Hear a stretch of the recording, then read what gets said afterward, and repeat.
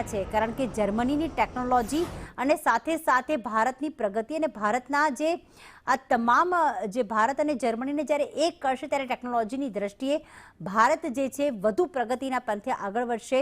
અને એક બાદ એક દેશોના મહાનુભાવો જ્યારે પણ ગુજરાતની મુલાકાતે આવ્યા છે ત્યારે સૌથી પહેલાં તેમણે કલ્ચર માણ્યું છે.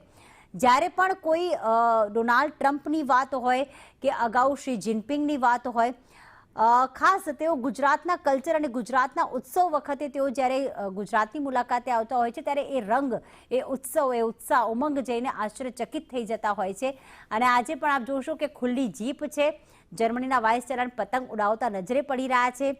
અને જે વિદેશી પતંગબાજો છે અને સાથે સાથે ગુજરાતના પતંગબાજો છે એની વચ્ચે આ બંને મહાનુભાવોની પતંગ અલગ જ તરી આવી રહી છે, કારણ કે દોર એક જ છે અને પતંગ એક ચગાવી રહ્યા છે બંનેની વચ્ચે.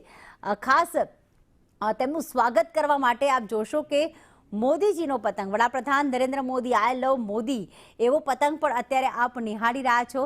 આ વખતે જે હેરિટેજની અને જે પોળની થીમ સાથે આ પતંગ મહોત્સવ જે છે તેની સજાવટ અને શણગાર કરવામાં આવ્યો છે, ત્યારે એક કહેવાય ને કે ભલે એક મોડર્ન પતંગને રંગ આપવામાં આવ્યો હોય, પરંતુ સાથે સાથે જે સંસ્કૃતિ છે તે હજી પણ ક્યાંક પહેલાંની જ જોવા મળી રહી છે, કારણ કે ગુજરાતની જે ઓળખ કહેવાય છે આપણી પોળો છે પૂર્વ વિસ્તારમાં.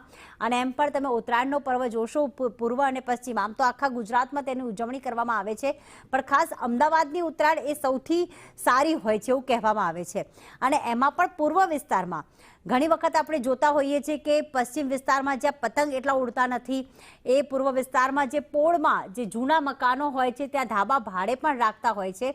અને એ જ પોળની જે ઉત્તરાયણ ઓળખાય છે, વર્ષોથી ઓળખાય છે, એ જ પોળની થીમ ઉપર આ વખતે આ આંતરરાષ્ટ્રીય પતંગ મહોત્સવની થીમ રાખવામાં આવી છે કે જેમાં પોળનું આખું કલ્ચર જોવા મળશે. અને અત્યારે આપ જોશો તો એ પોળનું કલ્ચર નિહાળવાની સાથે સાથે જર્મનીના ચાન્સેલર જે છે એ પતંગ ઉડાડવાની મજા પણ માણી રહ્યા છે.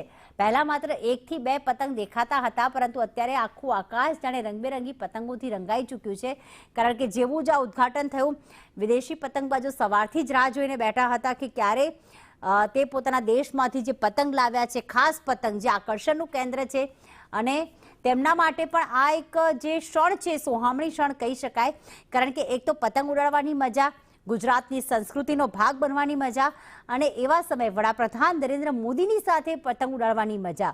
જર્મનીના ચાન્સેલરને પણ તેઓ નિહાળી રહ્યા છે. ખૂબ જ સુંદર મજાનું આ આયોજન કરવામાં આવ્યું છે. અને આ